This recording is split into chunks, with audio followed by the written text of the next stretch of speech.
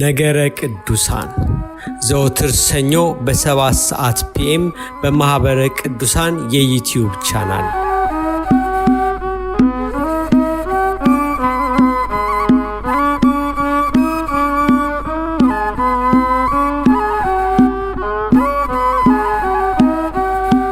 ተከታታይ ትምህርት በቅዱሳን ላይ ያተኮረ ነገረ ቅዱሳን የቅዱሳን ነገር።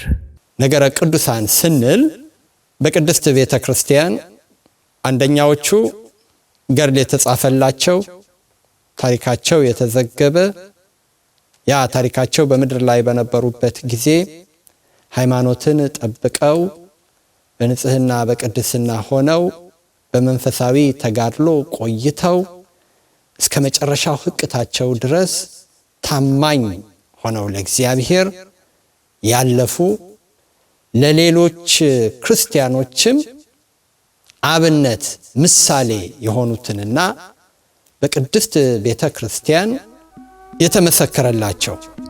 ቅድስና ምንድነው? የጸጋስ ቅድስና? ቅድስና እንዴት ይገኛል? መንፈሳዊ ተጋድሎ፣ የቅድስና ደረጃዎች፣ የቅድስና ማዕረጋት፣ በእነዚህና መሰል ርዕሶች ላይ የሚያጠነጥን ተከታታይ ትምህርት በማህበረ ቅዱሳን የዩቲዩብ ገጽ ዘወትር ሰኞ በ7 ሰዓት ፒኤም በዋሽንግተን ዲሲ ሰዓት ሊያደምጡት የሚገባ ትምህርት ነገረ ቅዱሳን።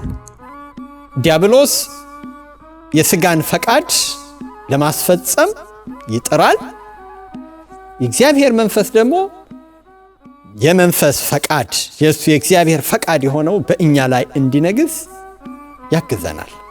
ዘወትር ሰኞ በ7 ሰዓት ፒኤም በዋሽንግተን ዲሲ ሰዓት በማህበረ ቅዱሳን የዩቲዩብ ቻናል የቅዱሳን ነገር ነገረ ቅዱሳን